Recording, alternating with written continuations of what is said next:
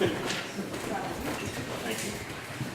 We don't have a swear jar. Where is our commentary? So we'll get that out there. Carlo Parcelli, give him another round. So much talent here. And Krista, dear, don't you worry, you are our international star. We're getting to you. I might save her for the end. Can I go? No, can't go. No, I have an order that I somewhat vaguely established.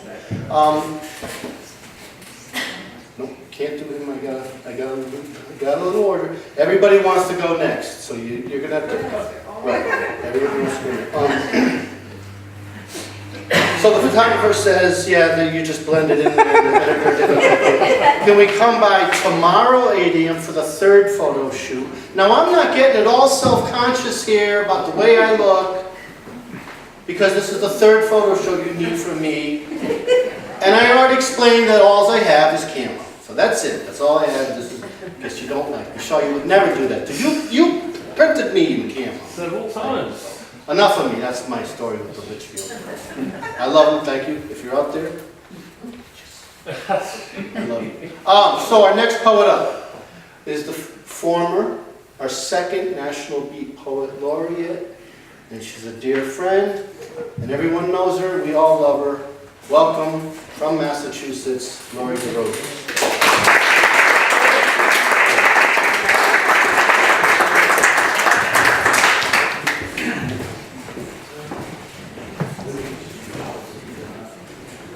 Taller than I thought. There we go. Hi. My turn. I was just thinking it would be funny if we all just ran the stage and just pushed each other away and kept reading poems. It would be so exciting. Right? No order. We don't like order. I'll start with one from my book, which I have for scale tonight. Sometimes I hear the clock speak. Travis and other picks. Took up guitar on the wide lawn at camp between the cornfield and the barn, where the theater kids hung their feet from the loft where the lights were kept. Played my first 5 chords and learned Travis, arpeggio, and other picks. Practiced smoking cigarettes and kept a boy at bay until he dumped me for an easier girl.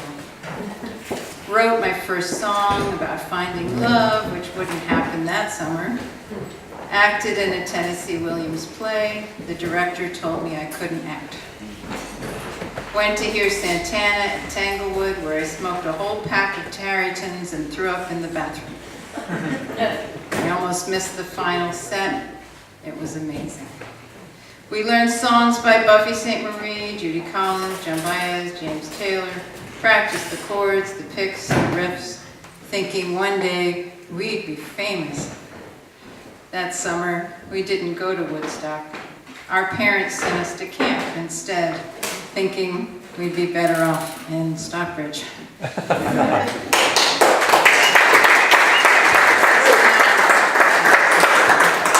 Okay, 3 more for you.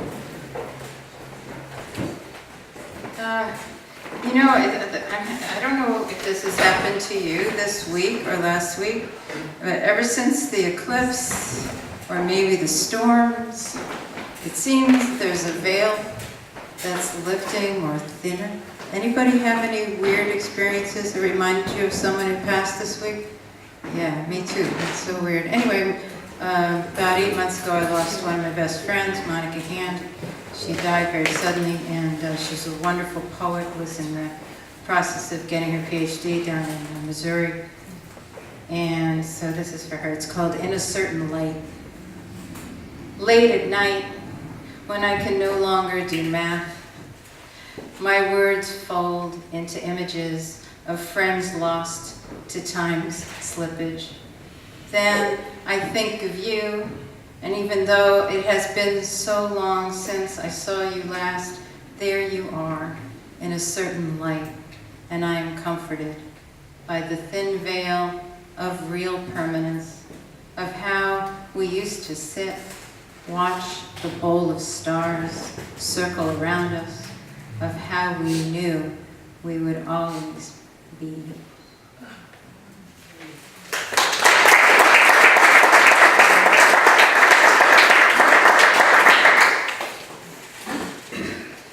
Google Maps search for my parents' first house. When I was a little girl, we lived up in Croton-on-Hudson for a few years. Started out in Manhattan, and moved up, and moved back, and moved up, and moved back. No more mailbox, no number. The woods, a tangle of brush and stone, fallen down steps, driveway overgrown, cracked.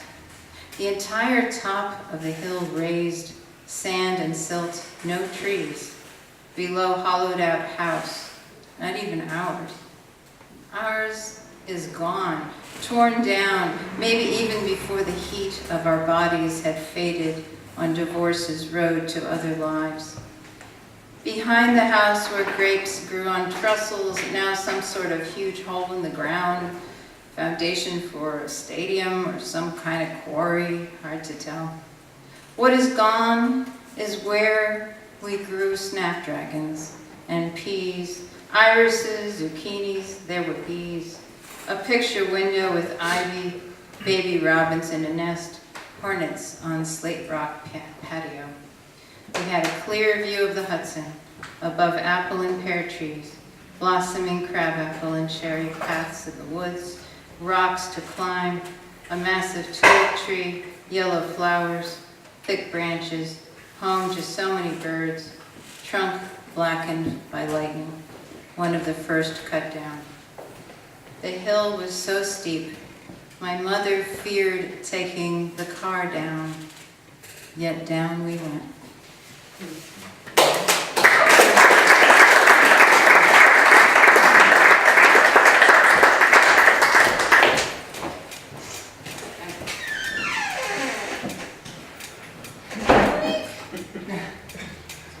I can't talk. I went in there too. During the music, which was great from the bathroom down. Excellent. Happily I've heard you before, not from the bathroom. I also came out and listened. Anyway, that's what you finish the joke and it's over. Don't keep going. That's why I'm not in comedy. You dream of bacon, which sounds like a funny poem, but it isn't. You dream of bacon and the conflagration of cities and the burning of garbage, lean renderings of fat and flame, industrial purgatory, and beneath it all, the smell of sausages. You linger in the street, eyes raised, wondering if the Catholic neighbors will discover your Jewish heritage. Worry about Nazis after watching the news. There are bigots, even in Massachusetts.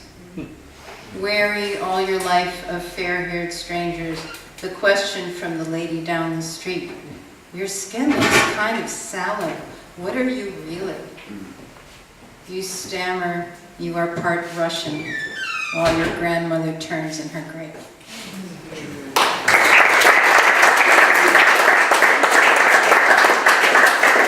They're shorter, so I'm going to read one more. Compose one more poem. All right. Trying to find something. Okay. Yeah. It's one about my mom. How small is your world, Mother? Each day you wake slowly. The egg gets your breakfast. Always 2 poached eggs, orange juice, decaf coffee, and rye toast. You never want to get dressed. Prefer to sit for hours in your recliner in red bathrobe and blanket. You look at the New York Times, even though you no longer retain what you read. The days I come to take you out, we have to argue. You say, I'm too tired, I can't do this. If I could, I would not disturb, not force you out of your chair. Are you afraid? My mother who traveled, who wrote, who sang, daughter of Russian Jewish immigrants, who survived poverty, the Depression, 2 wars, who worked, raised her children alone after divorce. How is it you still look beautiful at 93?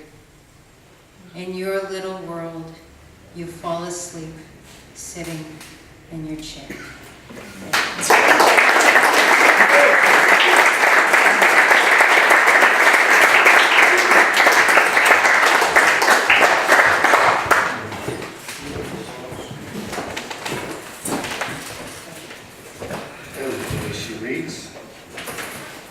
This is our karma jar, so just we innovated this. We've, in the 22 years that I've been hosting poetry, and I bet you Paul and you other hosts are going to share the story here. We don't have a grant, which means we aren't really beholden to the government. But we don't have a grant. We pay for this out of pocket. Several people have made generous donations, the Kildays, myself, Amy, and others have just been very generous. And so the admission is free. The food is free, and the best way to help. You have a question back here. Yes, I've never had a question. Go ahead. This is the guy. Can we thank John Noelke? He was definitely get a cut of this here. So Yeah, thank you. John. absolutely. John Noelke Gallery. I don't know if you know that John is a poet, and he's on the schedule tonight, so you'll be hearing from him. But I'm just going to put this over here. There's no amount, 5 cents, 500 public.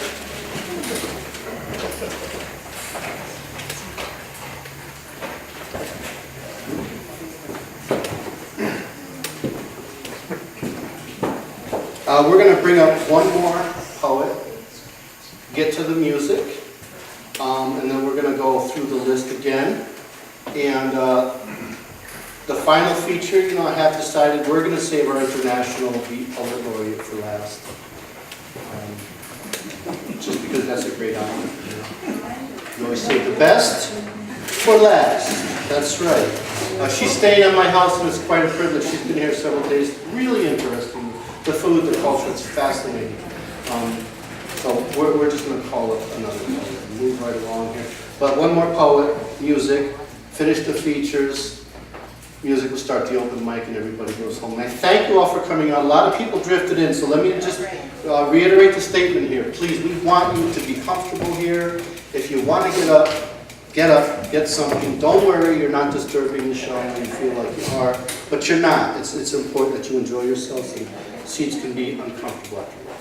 So I'm randomly just picking out of my head, and I'm going to go with West Virginia, our National Beat Poet Laureate, Daniel McTaggart. Did I say that right? Yep. I'm going to ask him to do a photo shoot for the Richmond magazine for the Leaways.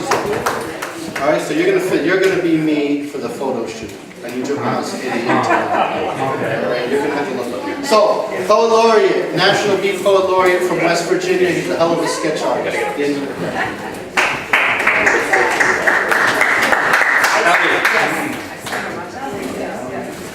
Alrighty. I had to scramble to find 4 poems, but I think I got them.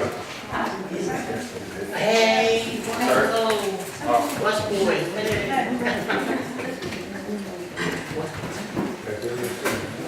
Alright, this first poem is about the town prowler that we see every night in small towns everywhere. He's on a quest to find nothing, but something is always in his way. The perfect breakfast after midnight around an impossible corner between 2 tall impending sides. If it's never out of his mind, he can never have it. So up and down Main Street he searches for ideal alleys that may engulf sounds and smells of busy galleys, where only gaslight phantoms have eaten. He can't get there overgrown, walked on, and beaten by aimless feet. It somehow takes a step without a leg, a motion taking life and law snobs down a peg. Passing windows they cannot see themselves inside. The first step is expulsion of one's pride. Sidewalk grit will fill webs between his fingers before earning unspendable coin.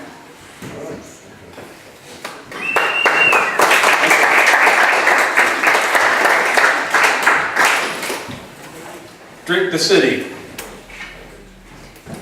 If If I sit all day in this cafe, I am a river, lapping at Coke and beer bottle banks.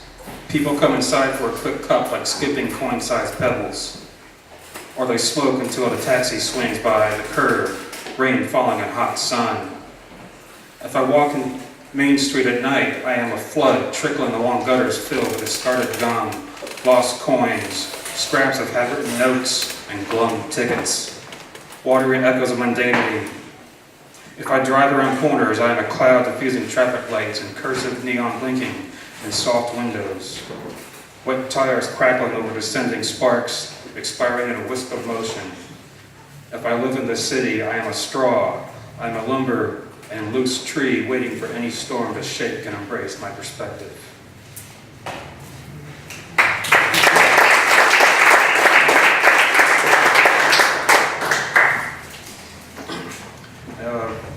One of my pastimes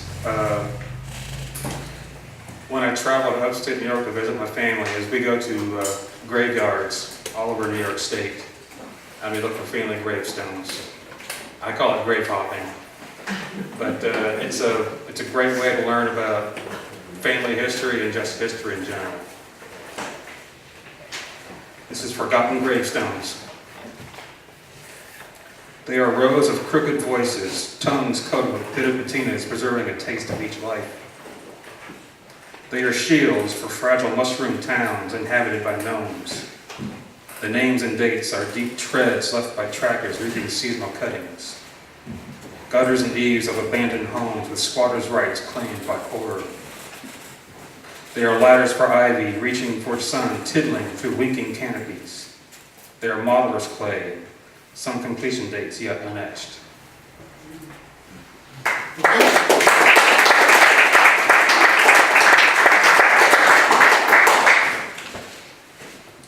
And this one's one of those coffee shop poems I like to write every now and then. I sat in a coffee shop at night to bathe in tides of casual and accidental words. The most harsh were foams sluicing up between my toes, burying them in soft dark sand as tides washed out.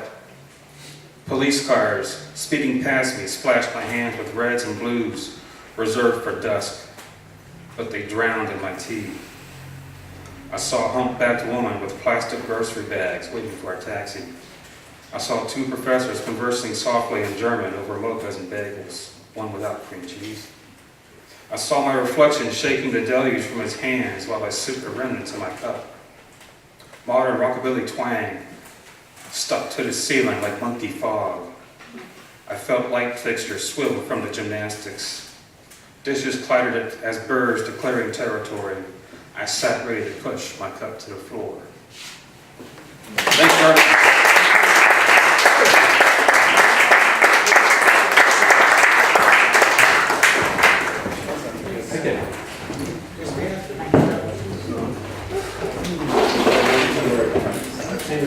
So we're going to put everybody in here, whether you're featuring or not, doesn't matter. If you have books or CDs or something, at the very back, first of all, there's an open mic list back there. So anybody that wants to read an open mic, please check it out. We're going to put all the books, CDs, and all that stuff back there so that you can buy these things and support your artists. And with that, take that.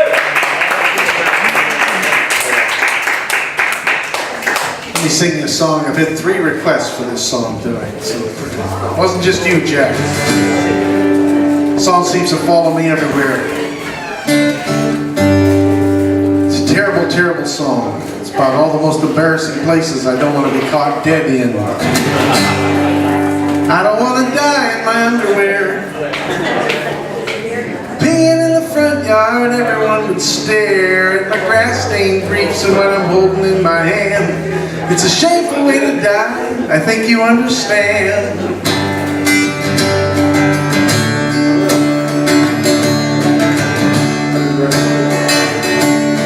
And I don't want to die in the adult book mall,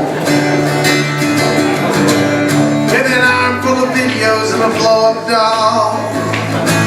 I'd be too dead to explain that I was doing research for the morality committee at Pat Robertson's church.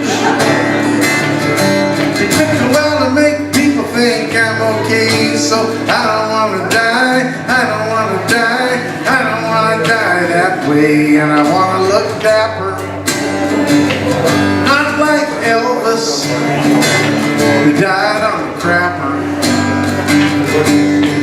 Well, I guess he just had to go sometime.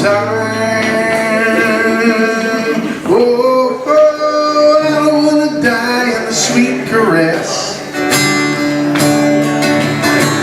of a $50 hooker at the Shady Rest. I might get lucky and they'll think that it's my sister and me, and how is that better? No, I just don't see. It takes a while to make people think I'm okay, so I don't wanna die, I don't wanna die, I don't wanna die that way, and I wanna be dead. Not like Elvis, the tabloid said. We saw him yesterday at the walk and roll buffet. You're gonna have both them egg rolls? Thank you very much. Oh, I don't wanna die underneath a tree with a branch full of pigeons sitting over me, burying my body from head to toe. I guess it's all fertilizer, but I still say no.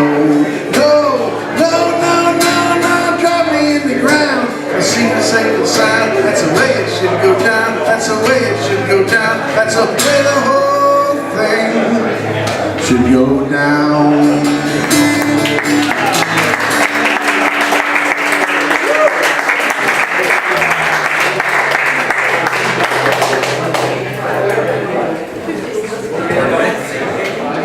I was born and raised out in North Dakota. Whoa. And I come from a town of about 120 people.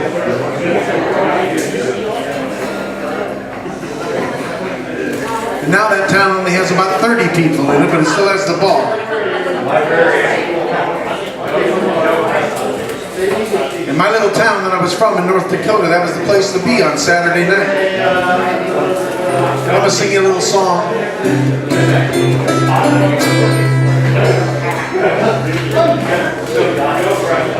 Let me sing this song about being there Saturday night in McHenry, North Dakota.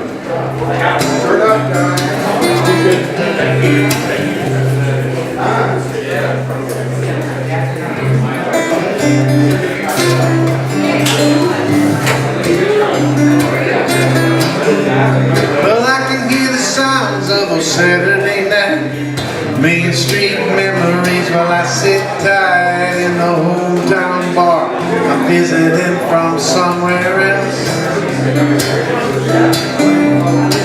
I buy another drink and pour it down, and I shake my head over this old town. Take a look around, does anybody know my name? Hey bartender, mix me another drink. I think I'll step outside. I'll take a look around. It's been too damn long. I grew up out here, very wind in my ear, roots buried in the ground. Now I'm just a ghost in this town, but I can't let go. No, I can't let go. My goodness, is the old barber shop for a fellow named Bud who drank a little too early and a little too much.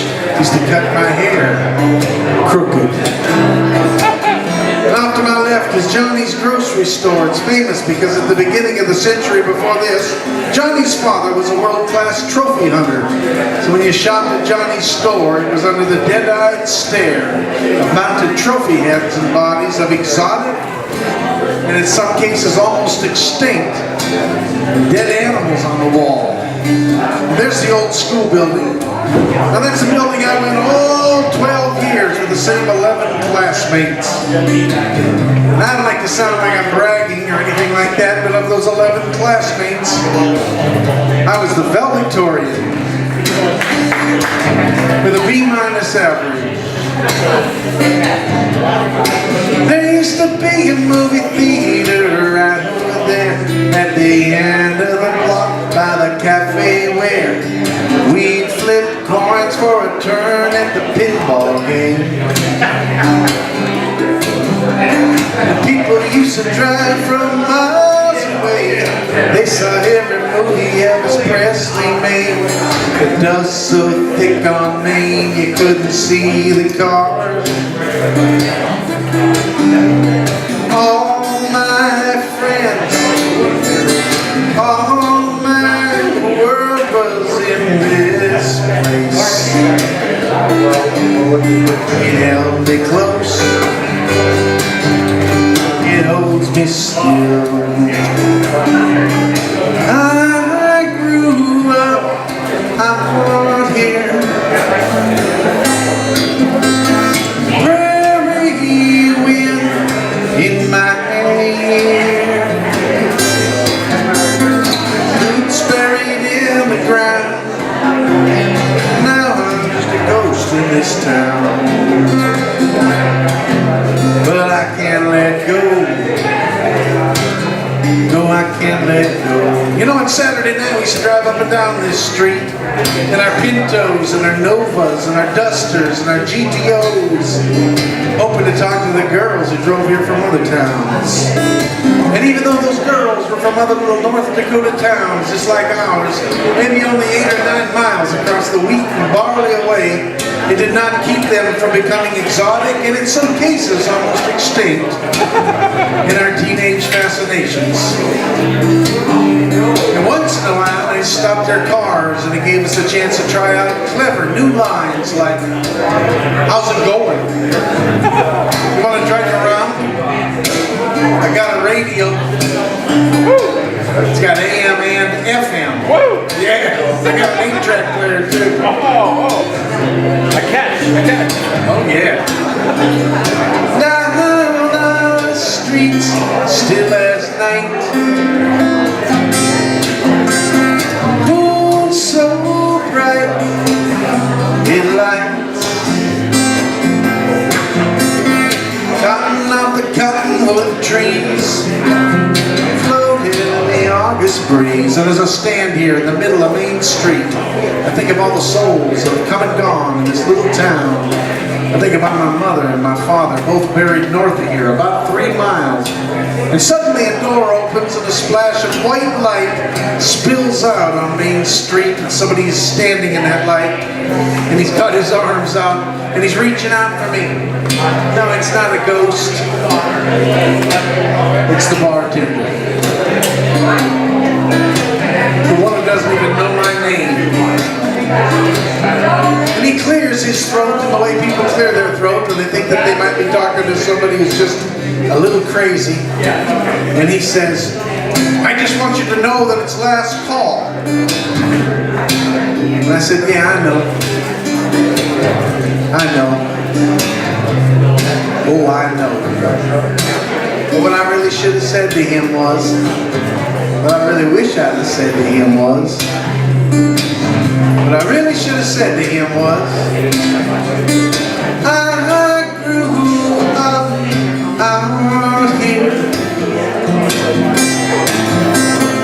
prairie wind in my ear, and I can't let go. Thank you.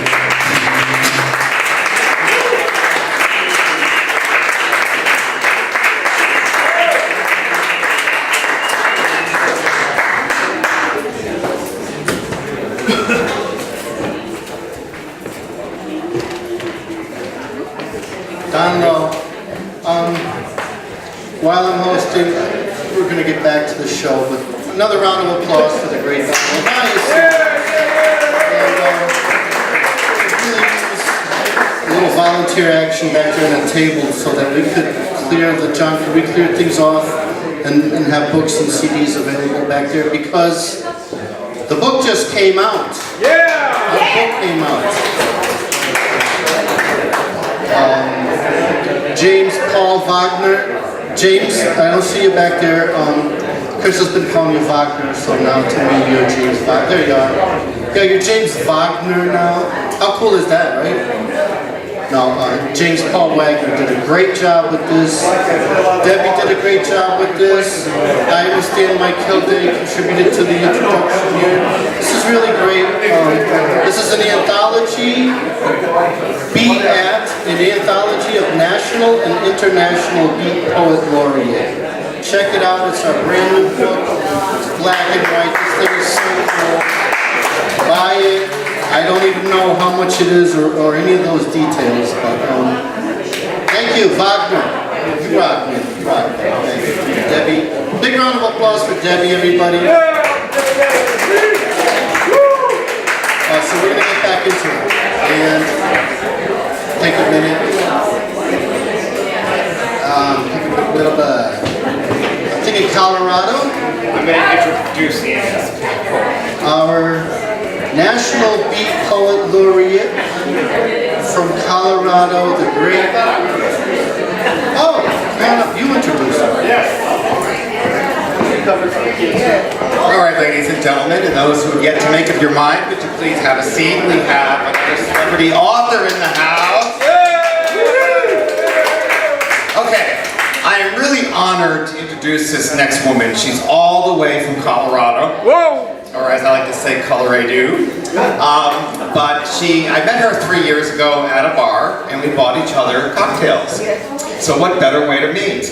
But this woman that I'm about to introduce actually has a lot of history in the poetry community, and she's well respected. She's known for her work. She's a published author. She's about to come out with a CD, and I'm honored to call her a really dear friend. So last year I had the opportunity to do some stand-up comedy, and we were able to talk about her tatas. I'm not going to do that this year. We're going to be tata free, so that zone is gone. But without further ado, I'd like to introduce, all the way from Colorado, our national beat poet from Colorado, Laureate. Please welcome Annie Sauter. Annie Sauter.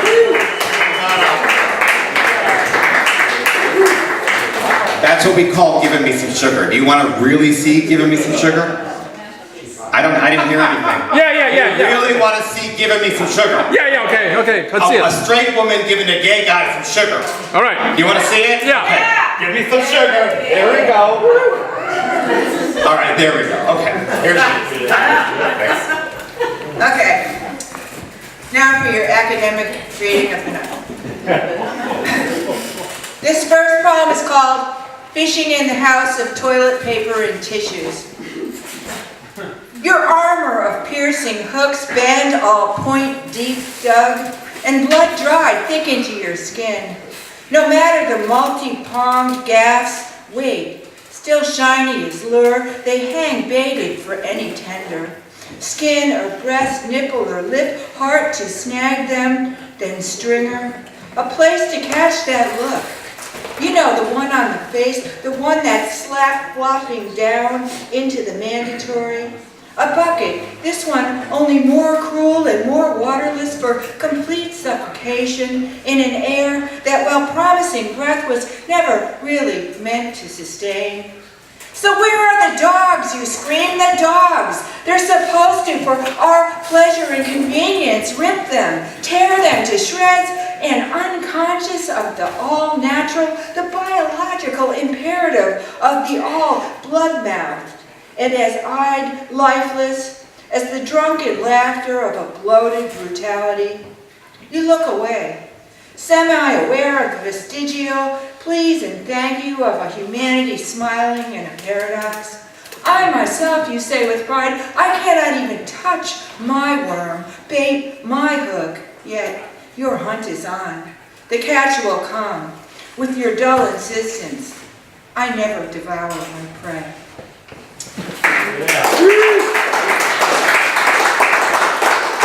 Okay. This one is called Imagine a Night Quieted for you. Imagine a night quieted with nothing more than that race for the best. Who is the con or the cook? Who had the best use for the instant mashed potatoes? No, it isn't much, but still, I have become accustomed to its fan-clipped board, bored as any board, surrounded by the boredom of the carnival of dreams we have nightly paraded, all monkey and elephant, across your bed, through your jungle of the stained grass-blade savanna of shag. A carpet of all that is dusty, with all the stuff we don't know what to do with, where to put it, so we don't. Still, pieces of it speak to me, as if by now I can scan the head of your unconscious, again laundered bed and look beyond the mundane, your pillow-flapping search for last night's ass crumbs, hoping to see my face, my lips, my nipples as they grace your headboard framed by 3 days of rain. Or is it 5, since we again went AWOL on our lives? On our leavings of treasure's dirt, still caught sparkling gold as flecks beckon in the veins of any sluice. You know, before we had that date, that one at the gun show, where we dressed in our best tuxedos and silks, you trading your teeth for some 16 gauge, me fingering anything that spoke in any language I could even sort of grasp, simple as a cactus, and you really believe that this is all about sex, about trigger, barrel, bore, more than about what was traded in those short conversations in some coded reality, a setup at the hockey rink, with all its ifs and folding tables, displaying all our body parts disguised as nothing more than plastic and metal. No, at the foot of your bed, before I go, on our millionth go-round of the night, you believing what you have to believe, and I, well, not believing that much of anything. You talk to me, finally, about your teeth, right in the midst of your remnants' return, all prodigal as home to the reliquary, holy as blood in the family where we stew our bones wrapped in sweet rosary, to give a spice, a little color and soak in war of love's cruel promise. Perhaps a primal broth where we let it simmer slowly for all we're worth, hand to mouth, as you feed me cheesy bread, all buttery and safe as someone else's mother's fingers, once all nest and bird, fed her own, her firstborn son with the names of her ex-lovers, names still remembered by you, recited to me like a reconciliation of Sunday mornings, where with the mere whispering of the naming of the saints, you promise me protection. You pass me the towel, damp with my tears. Here you say, here is my warm water and my clean white paper. Wash, clean, your face, your hands. And I do, in the dim, in that empty light, beneath the relentless 3 a.m. rain, where we both will be born again and again and again.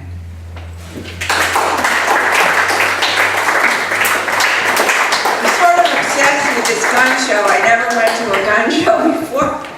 I went to this gun show and I got all about it. So this one has an epigraph, but I can't read. It's too little who it's by. But the epigraph is gun shows, circle jerks for the impotent. Okay, let me see. Coughing up our last night's dregs as if they were only secondhand smoke. I talk on the phone about what I don't want most to speak of. It's always been like this. I need no help grabbing at small moments and making them seem real. But then the jokes, the funky Jones always shows. Outside are air and leaves, color that both mute and magnify that which brings no rain, comes in on no breeze, is all reality difficult. There can be no likes of comprehension attached to the loud talk in the makeshift where they unfold. Tables, just another traveling funhouse of our gun show dating a la the Donald.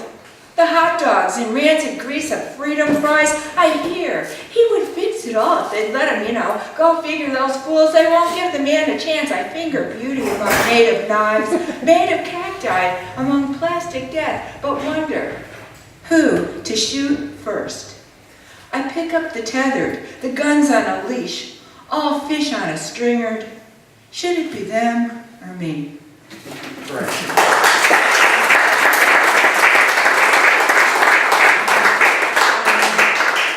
Is that 4? Did I read 4? 1? I think I did. Thank you.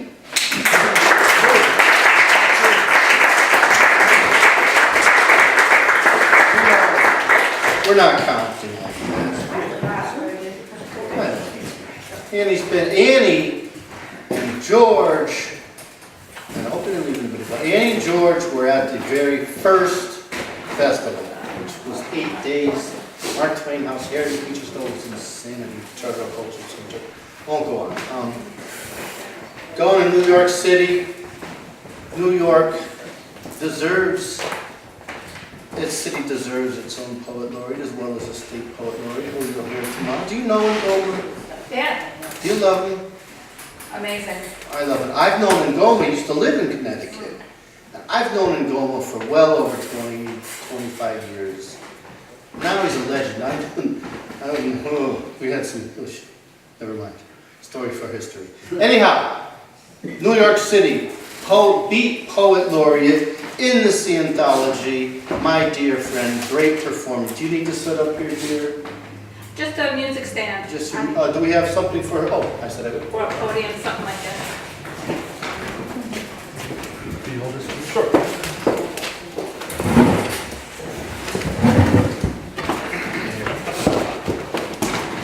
Can you set it up like this? Thank you. How's this, Viviana? John, by the way, makes these and they are available for purchase. Speak with passion. Everybody, big round of applause. All right. New York City poet, Viviana Grell, who traveled to Fredonia with us. This is what? Just getting from here to Fredonia is a miracle.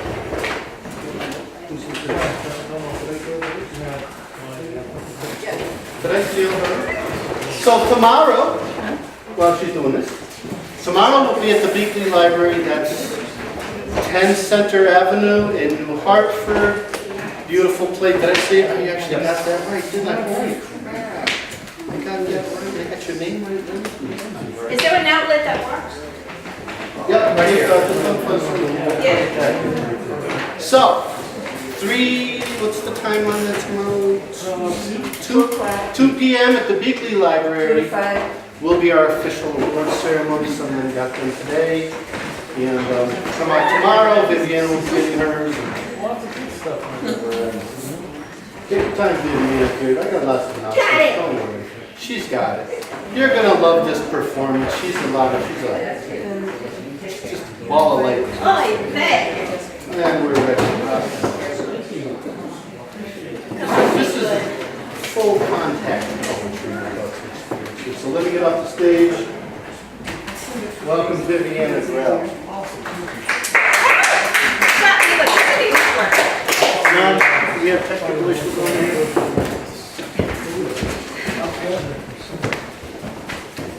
I'll plug that in over there. I stole her books.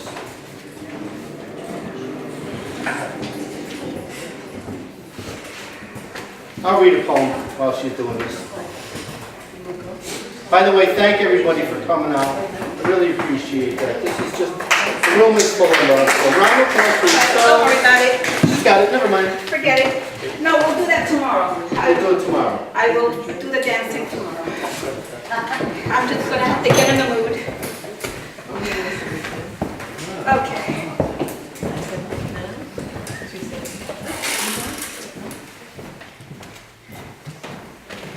This is a beautiful thing. Now where am I? Ooh, I lost my poetry. I did that too. No. Here I am. It's my name. Thank you, James. This is an amazing book, an amazing collection from this amazing family that Debbie and Colin put together. My name is Viviana Grell at the moment, and Duncan when the court signs the petition. I'm I'm changing my name, I'm getting rid of... The thing is, my maiden name is Bukowski. Isn't that crazy? Then I got married and it became Grell, then I got divorced and it stayed Grell, and I want to get rid of both. Okay. I want my own name. The name of this poem is called Want My Own Word. Woman, you say I am, but no, I'm not. Take M-A-N from woman and you have a whoa. I want my own word. Man is a free word, stands alone, and I as whoa will grow on my own. I break free from the man. Menstruation, menopause. I manipulate this tongue. No dictionary to define my soul. Oh no, I'm a whoa. And it's wostruation, not menstruation. And menopause is plain gone. I've been hot flashing since I was born. Been speaking my mind and bitching since I could hear sound. Been horny since my tits could dance. I won't pause for men to label my changes when I change like sails loyal to wind. When I'm happy, it's mania. When I take charge, it's management. When the clarion call is loud and clear, it's a mandate. It is manpower when the need arises, and I'm invisible as a woe. And then when I make wishes come true, I manifest. It is not I as a woe that conjures your dreams. Oh, see me born as a woe, a cheer of change. I release man to be in his own and the world of woes to come out in droves. I'm not a man-eating woe, just a woe needing equal time. I am invincible, indivisible by zero, undivided in time. I will join you as woe to man. Be your partner, your joy, your sexy vixen to the court, but take man from woe. I want a word of my own. Woe stands alone. Without the man, we are whole.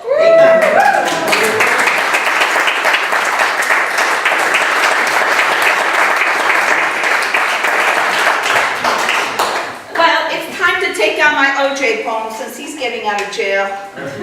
So, it's called The Mask. He walks among us. His color does not matter. He slit her trachea, cut a last smile around her throat. My father walks among the dead. His color did not matter. My mother's blood was red.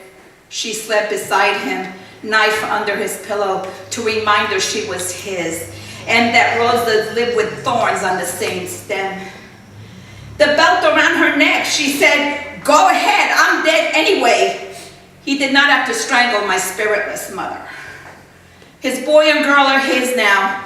They will see their mother's dangling head in the Enquirer's pictures and hear her voice in 911 tape screaming for help. He walks among us, sleeps with another woman who will want to be his children's new mother. His color does not matter. My father's color did not matter.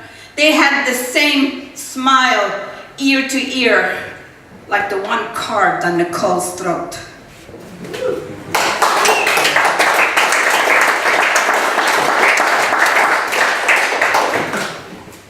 This is called The Hermit. God is not a he, as Father the Lord, the almighty man with blue eyes, brown hair, and white skin, with a scepter like a cop holding his stick or cocking his gun, like my father saying, "I own you." Bow before me, fear me, I died for your sins, love me, or be damned. God is not a she, the Holy Mother, delivering the blow of her heavy breasts, saying, "You shall wear the clothes of my soul, be my darling double," like my mother saying, "You owe me."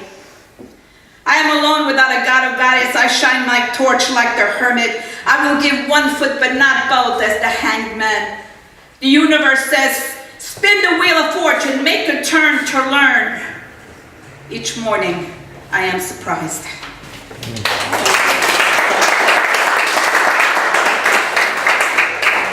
This is my final poem. It's called Beyond. I have a strange background. My grandparents are Russian. My parents were born and raised in Argentina, as I was. I came here when I was 10. I'm Hispanic, I'm Jew, I'm white, all kinds of crap. It's called Beyond.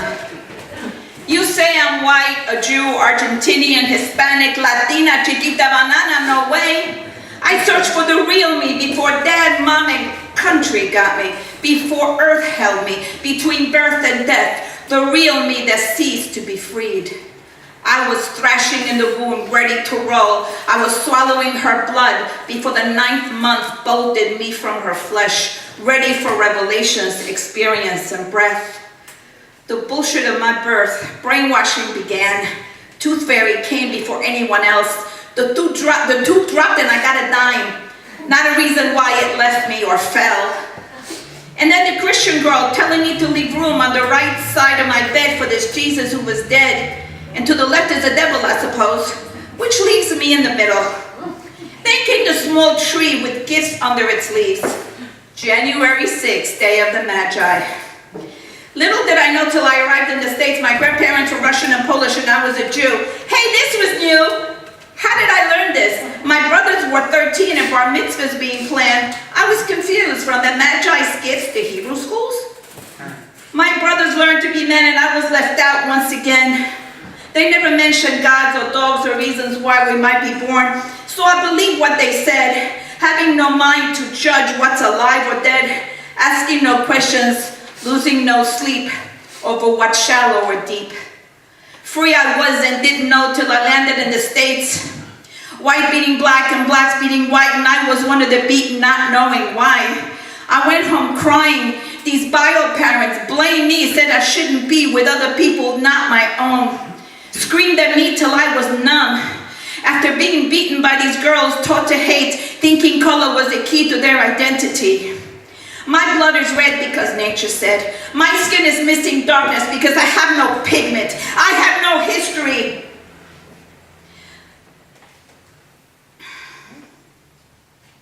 Beyond my own search, it's all gone, done, delivered back to the makers and the senders of this body, to this land.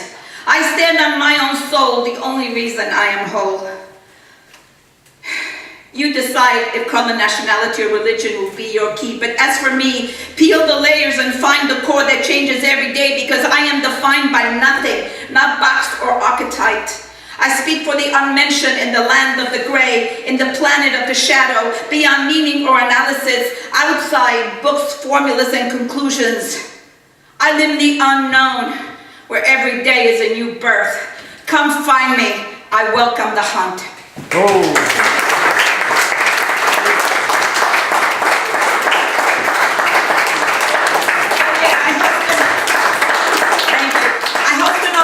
In New York City called Stark Reality, one Sunday a month. So. Where? New York At City. the Players Theater in the Village, 115 Methodist. I got flyers if you guys want to come and talk to me, and I'll give you a flyer. Go out. How long you been doing that? What? Your Hosting? Yes. This one, 10 years. 10 years. That's how you become a beat. I had other open mic. I love it. So, my business partner tells me I should do something. I'll do it. Everybody, say happy birthday to Shaw Isaacson. Come on up, Shaw Isaacson. Local journalist, he's been very kind to the festival. Shaw Isaacson.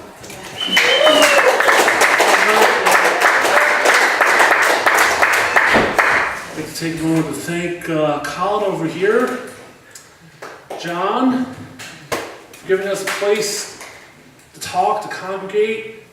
I'd like to thank the printed word for uniting all of us here today. Sometimes it can separate us, sometimes it can unite us. It's nice to unite us. I see a lot of people here. Some people I've seen before, some people I haven't. And welcome, thank you, welcome. I want to try to adjust this microphone, which of course is usually not too welcoming. I feel like now I'm a stand-up comedian here. Or a karaoke night. I'm not going to try and sing, I'm going to try to talk and read you a few poems here. Wow, how you all doing tonight here? Good. You guys all look really great out there, you know? Really, really good. So this is a poem I like to call Micromanage. I see so many cell phones up here. I'm not that entertaining. I don't know why you guys are filming me, but here we go. Micromanage. Micromanage my birth, micromanage my death, micromanage in between, micromanage each breath. Micromanage my verbiage, micromanage my courage. Micromanage my thoughts, micromanage my thoughts. Micromanage my brain, micromanage my pain. Micromanage my words, micromanage my verbs, micromanage my dreams, micromanage my schemes, micromanage my wife, micromanage my life. Micromanage my love, micromanage the Lord above. Micromanage my health, micromanage my lack of wealth, micromanage my eyes, micromanage my size, micromanage my luck, micromanage my truck, micromanage the time, micromanage and wine, micromanage the sky, micromanage my cries, micromanage the wall, micromanage the fall, micromanage my luck, micromanage and give a fuck, micromanage the light, micromanage and good night. Yeah.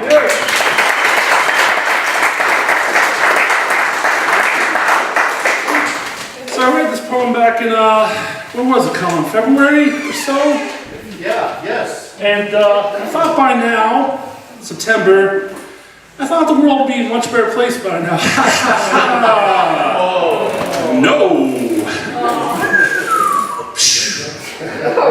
I'm hoping that the next time I read this poem, it's not going to be even worse than it is now, but I don't know. Let's try to make it better, you know? Okay. This was written 2 weeks after our president got in. 2 weeks. This is called 2 weeks on. Come on, one. Let me hear it. Come on, stop on the floors more. That's it. Rather be a mortician than a politician. I'd rather be a mortician than a politician. Small hands, I ain't no fan of your visions and visions. Rape Mother Nature in the legislature. Selfish man killing off the land. Rather be a mortician than a politician. I'd rather be a mortician than a politician. Immigration made our nation. You and your wall all must fall. Congress people, if your special interests are not of the people, but of the richest. I'd rather be a mortician than a politician. You all agree me out there? Come on. Yeah. I'll be a mortician than a politician. Say it, come on. I'd rather be a mortician than a politician. I'd rather be a mortician than a politician. Black lives matter, yes it's true. Police brutalities and right any day or night. We're wearing pussy hats, they know the score, hear them more. Rather be a mortician than a politician. Come on, let's hear it. Rather be a mortician than a politician. I can't hear it. Come on. Rather be a mortician than a politician. Come on, do something. Come on. Rather be a mortician than a politician. Right now. Stand right, people, make a stand. Will you please get off their land? I'm not here to put up a fight. I want to make you all see the lights in. Rather be a mortician than a politician. Come on, let's hear it. Rather be a mortician than a politician. What do you say? Rather be a mortician than a politician. What about you? Want to be a politician? I don't want to be a politician. What do you say now? Rather be a mortician than a politician. John, what about you? Rather be a mortician than a politician. Debbie? Rather be a What's your outfit? artist than a politician. Yeah. Y'all want to be artists now? Y'all want to stand up? Cheer for yourselves now. Yeah. Thank you. All of you. Thank you. Thank you. Thank you. All right. Colin's going to take this microphone away from me before getting more crazier. He's running to get the mic. Oh, before I swear Don's mixer. Oh, Don, sorry. Get. Sorry, Don. Don, are you still here? Is Don not here? Oh, he's right there. Don't worry, I'll buy a lifetime of their CDs if I happens. Okay, have a good night, everyone. Thank you. Sean.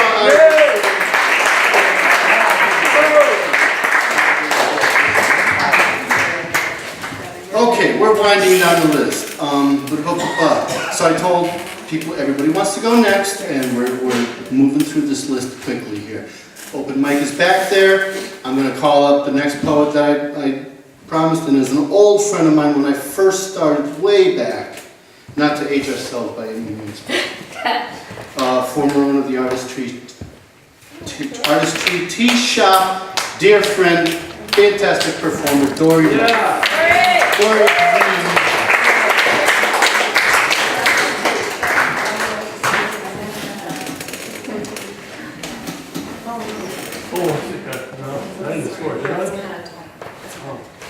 Can you hear me? Yep. Okay. Thank you, Colin. Yes, I've known him for like over 20 years, and it does age me.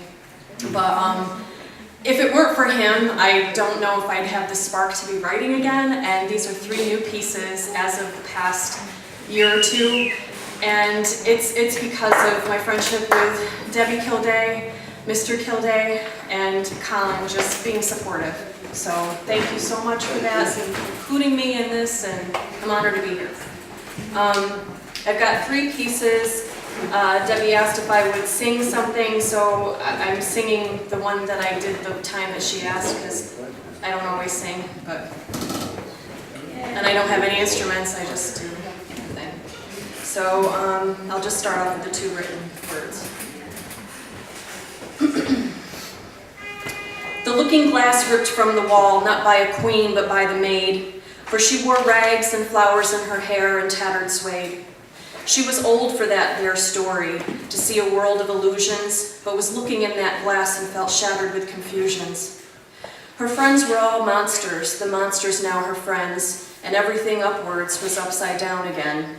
And she was tripping, she was slipping, to the dark side of her moon. Cold and uncaring, the triangles closing in, and everywhere she started was like starting over again. And she was slipping, she was tripping into herself with her habitual sin, feeling unloved and ugly, uncomfortable in her own skin. No holy books in ruins, no Latter-day Saints in chains, just a girl in her bubbles and glitter remains. But past that was this horror, a woman covered in stains.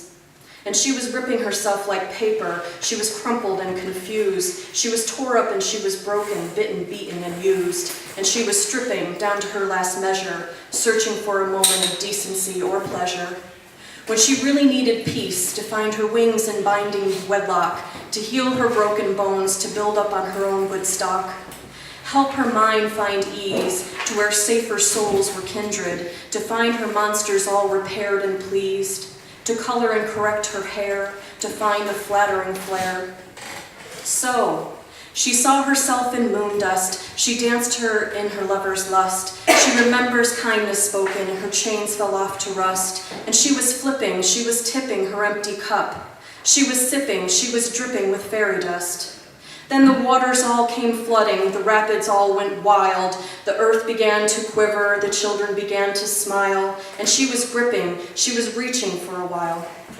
Then the deep, the molten fears came slowly, burning over deserted towns, hardening every surface to lay the groundwork for what she'd found. The birds were all there waiting, ashen mouth and soot on foot. For the smell of things beginning, they shook off their black on the tips of their wings.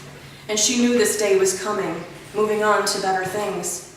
The monsters were all just playing in pastel colors in the softer gaze, and the flowers all began their growing and quickened up their pace. The fruit grew off the treetops like a fresh morning dew, the darkness and the battles so far and so few. She looked into the distant mirror, once full of goblins and fools. She saw I was her, she was me, and I was you.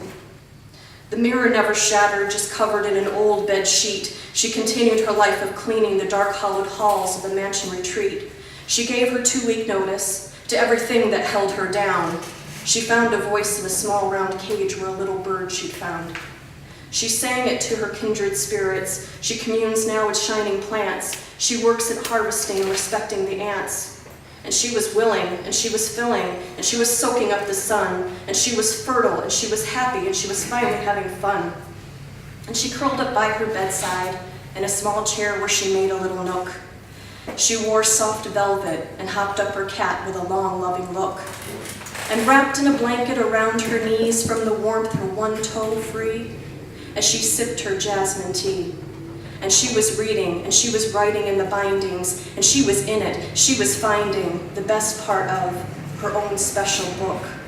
And she lived happily ever after. That never ends.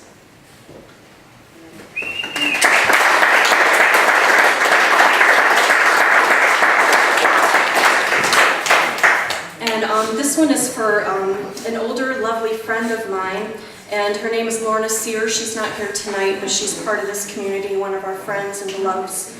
And she asked me to write a poem inspired by a painting that she made that was very strange, because she makes strange paintings. So I took it upon myself to have a chat with her at Panera Bread, and got a little bit of the background on this painting, and this is the poem that inspired that words to the poetry. And it was part of a show, so I'm going to share that with you now. Slipping on its skin of steaming breath and brawn, the creature climbs the rocks to find enlightenment in early dawn. A hunger lingers, the tribe howls and dances in the moonlight as limbs gather fingers reaching in from the timbers. That knowing of ancestral lineage, genetic spirals and ancient wisdom, creeps, vibrates in the pads of the feet as they move to the beat, softly, with great purpose. Distant drums, hums, and sparks like fireworks and crashing water, like lovers, like divers, like birth and like death. Again we swoon and sway, again in distant days and ways that transcend and befriend the mundane and the insane. A calling, a ritual, an exhausted tomb that vibrates the womb and brings itself forward. A child reaches out to touch a beast and becomes a friend in gray areas, gray matters, mind open and expansive play. Vincent van Gogh would be proud to know he tapped in and could see the unseen. Glowing over river stream and blaze of lights, stars on low horizon slipping down. The chariots on fire from the heavens bring a message. The time is now, kindred hearts, to impart the knowledge, to hear the voice, to see the glow and shine. Do not take it to your graves, the salt, the sea, the craving of stars, of gods and light. Howl at the moon, little ones, be dust and glitter in the almighty room. Find your way through 7 doors to the things you have known before, but somehow lost your way. The herder in wolf's clothing gathers his sheeples to the steeples, to the towers, to the churches, to the tombs, to the rooms of songs recording, creating the tap, tap, boom, and the 1, 2, 1, 2, 1, 2, where the wolf and the sheep sleep in rhythmic slumber. Where are you, sweet rose? Are you underfoot or under the stars and moon, swooning over big, big love of small things in infinite places? A finite life, so filled with love that she just had to paint it. Okay,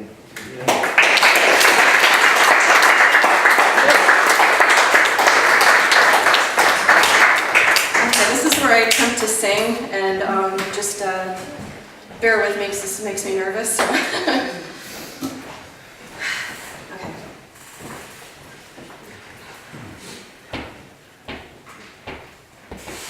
I'm not looking for the next coming. 33-year-old Lucifer had a way with words. He's a fella that didn't look right, wouldn't look right at you. I finally see you for the Peter Pan you were.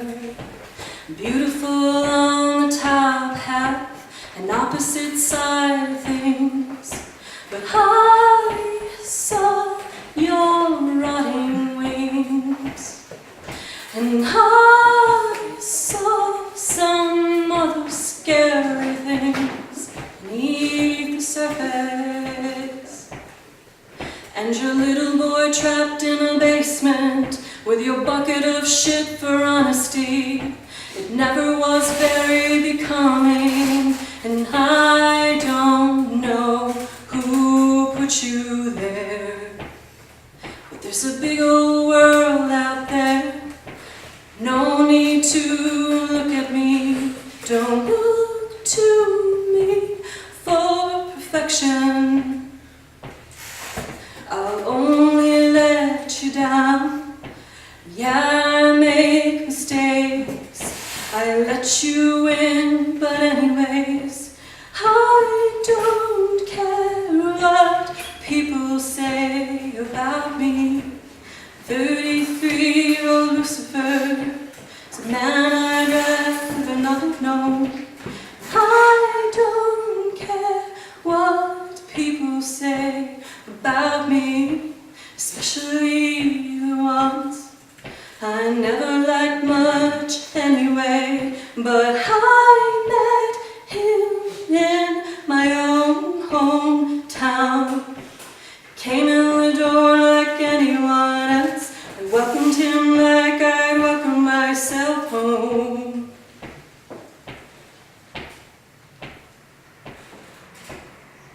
My friend said, saw him wear that meat suit, trying to get it all over you. And I saw him, and I looked into the eyes of Lucifer in disguise. I said, I'm not going to hide from the things I am inside. There's nothing you can make me look at that I haven't stared at for days. Lucifer at 33 never liked me. Lucifer at 33 never liked me much anyways, and I prefer it that way.